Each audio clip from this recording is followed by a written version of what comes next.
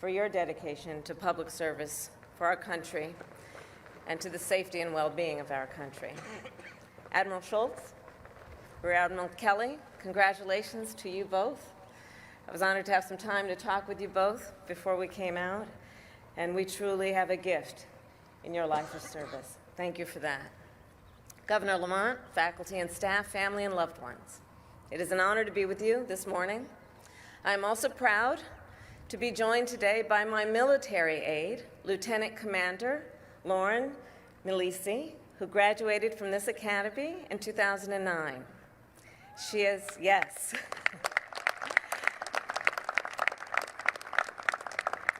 She has traveled around the world with me, and this is her last trip. Lauren, I am so thankful for your service.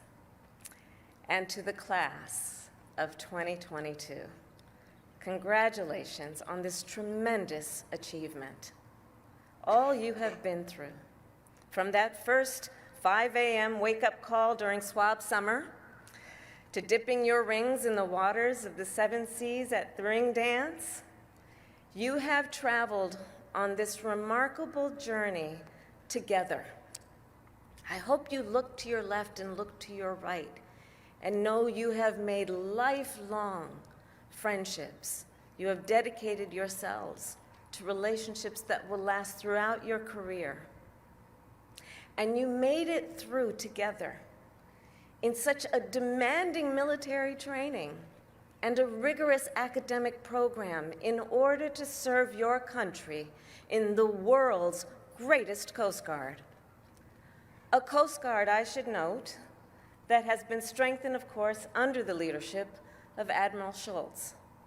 And a Coast Guard, as Admiral Schultz mentioned, that will soon be led by Admiral Fagan, the first woman in history to lead a United States military service.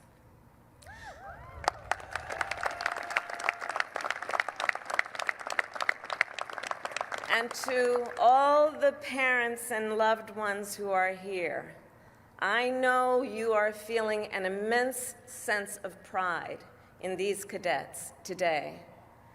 And it is a pride that I share, especially when I talk about them, which I do, with other world leaders.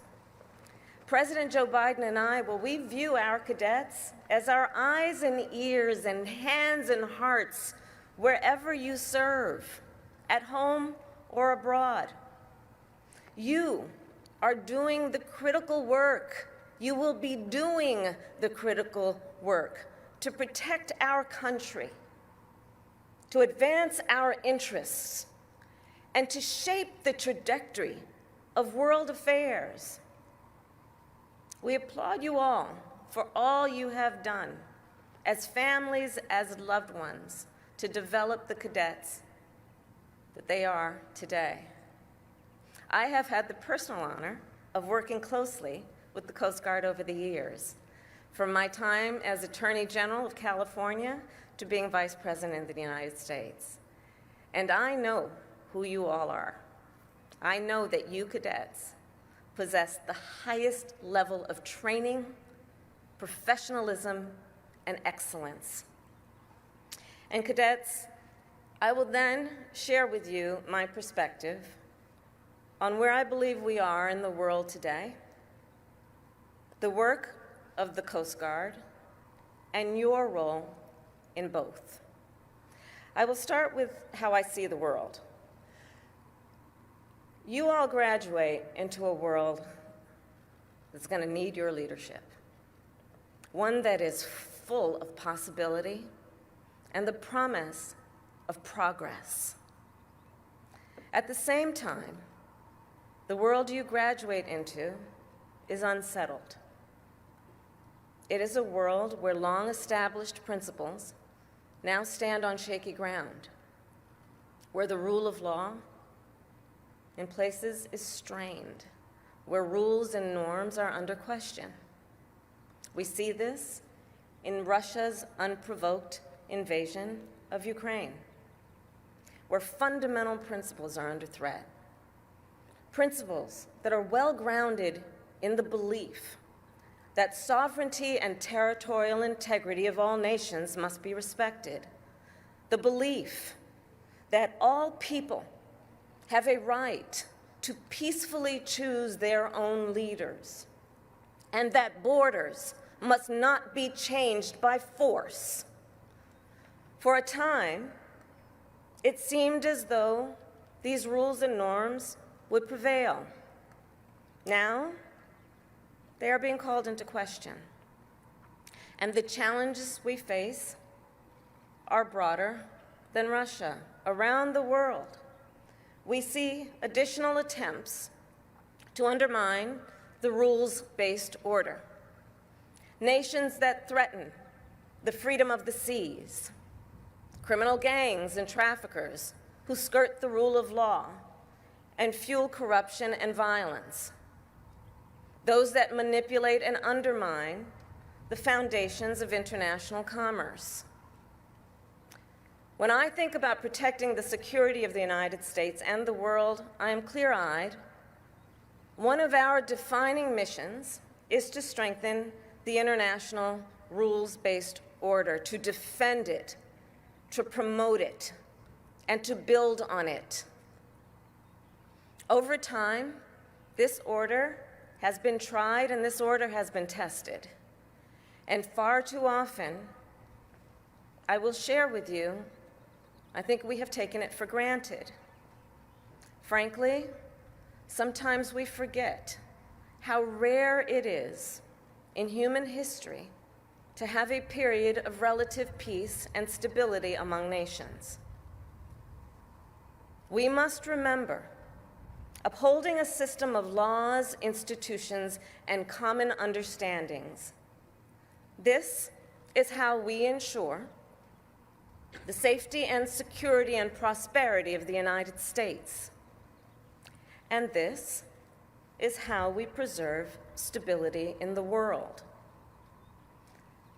Cadets, this is where you come in.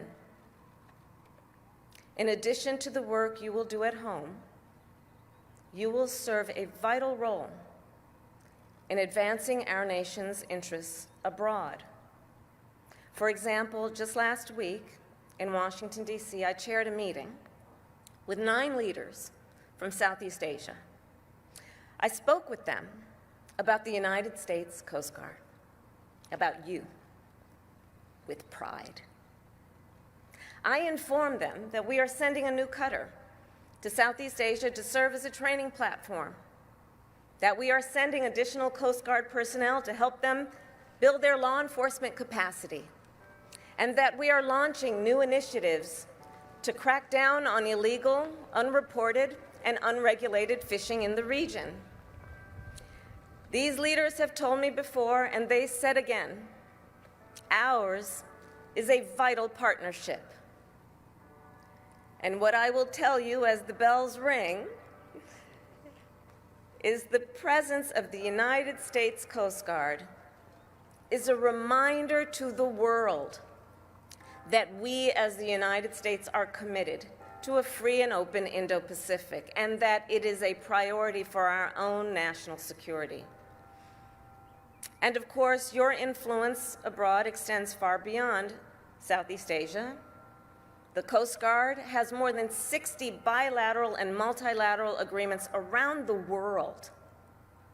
When you partner with these foreign governments, you strengthen our global standing.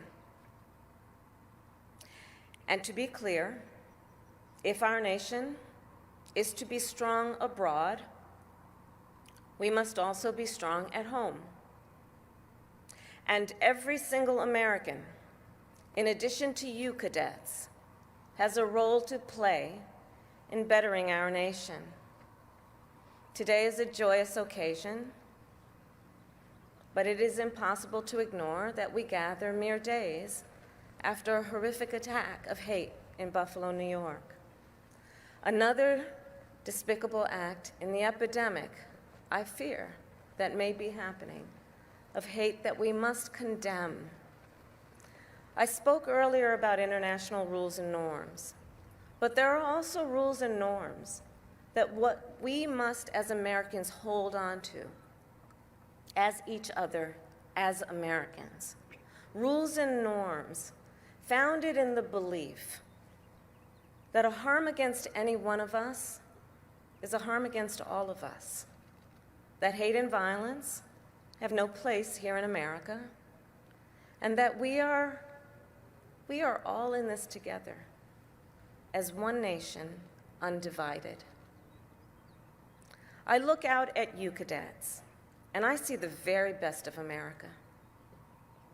I see a group of individuals, each with your own life experience, a group who came together to become a strong, cohesive unit in service of the greater good, a group bound by shared values and the belief that out of many, one.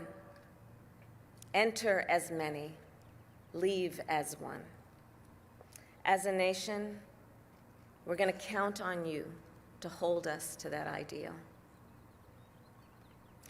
Now, as officers in our Coast Guard, you will work together as a unit, of course, to better our nation, and your work every day is going to help ensure the safety, security, and prosperity of the American people.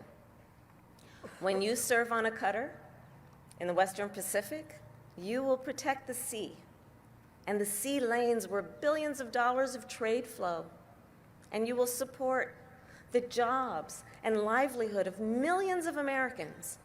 When you serve at a port like Savannah or Long Beach, you will ensure that families have access to the goods they need, when they need them, at a price they can afford.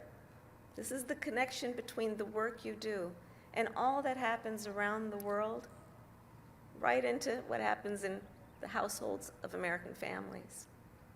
When you patrol the American shores, looking for drug traffickers, you will help prevent harmful products from reaching our communities. When you work on critical and emerging areas like cybersecurity and the climate crisis, you will help push our country forward into new frontiers. In everything you do, you will embody America's values, and you will enhance our strength as a nation, which is why your role in both the world and the Coast Guard is so important. Class of 2022, your lived experience makes you uniquely suited for the task at hand. I don't have to tell you, you are a generation that grew up online. In fact, your class, of course, includes the first graduates in the history of this institution that will have a degree in cyber systems. That's very impressive. You came of age in a post-9/11 era defined by threats like the climate crisis and a global health pandemic. You are familiar with a world that, frankly, feels strange and new to so many of us. And I believe you have the ability to see what can be, unburdened by what has been, to learn from the past, but not be limited by it, to identify new opportunities for our Coast Guard to lead both in today's unsettled world and far into the bright, beautiful future. We need your perspective, and we need your expertise. In just a few short minutes, you will take an oath and become officers in the United States Coast Guard. And as you do, I ask you, remember how you feel right now, your excitement about this journey, your excitement about the world, about your service, about your future. Remember how you feel in this moment, because that will help guide you in each of your assignments ahead. President Biden and I have great faith in your ability. We know you are ready to serve, and your country is so proud of you. Congratulations again. May God bless.